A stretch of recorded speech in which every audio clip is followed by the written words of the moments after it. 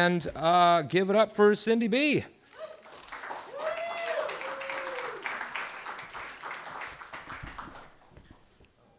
that good? Can you hear me? Okay, I kind of have a soft voice. Growing up, my brother Chris and I were total rascals. If life was a hornet's nest, we were there to poke it.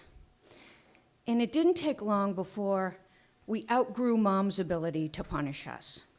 So she gave the famous line that I'm sure y'all have heard, "Wait till your father gets home."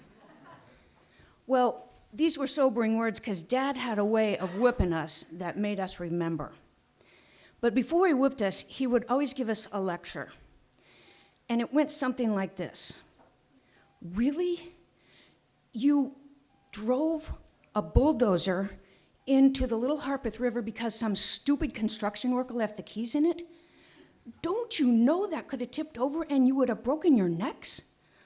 Or how about, I can't believe you tied baling rope together and swung out from tobacco barns. Do you know that's 50 feet in the air? If that had snapped, you would have broken your necks." Or how about, "Really? Tell me you didn't.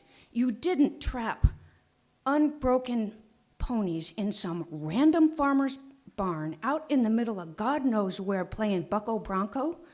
Do you know how many would-be cowboys broke their necks doing that very thing?"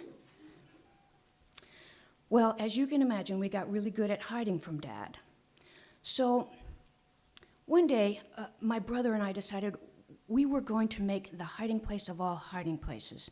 Because whenever we had a hiding place from Dad, it didn't matter how good it was. Dad would always get madder and madder and madder because he couldn't find us. And we would both get more and more scared. And finally, we just couldn't stand it. Didn't matter how good the place was. We'd just climb out and say, "Here we are." And then we'd get whooped, first lectured. So we decided we're going to make the hiding place of all hiding places. What gave us the idea was that we found this rotten old piece of plywood. It was a full piece, 4 by 8. And of course, we dragged it home. And what we had intended to do was dig this massive hole across the street from where we lived, right across the street from the house. We'd dig this massive hole and put this plywood over the top of it. It was rotten in the middle, but that didn't matter because we were going to put leaves and sticks and everything over it and camouflage. Nobody would ever find us. And the way we were going to keep from calling out when Dad called to us is I agreed that I would put my hand over Chris's mouth, and he agreed he would put his hand over my mouth.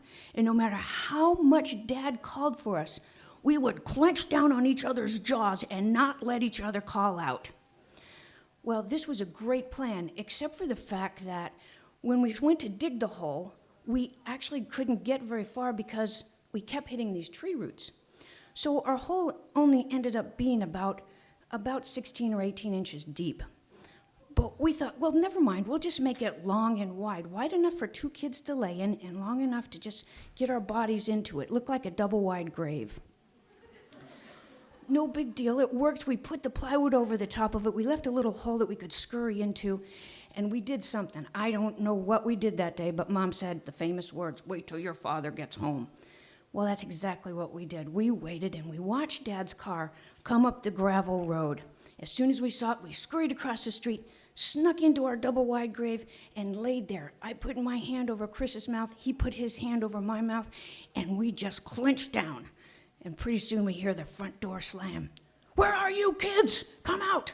And he was getting madder and madder and madder, and he was getting closer and closer.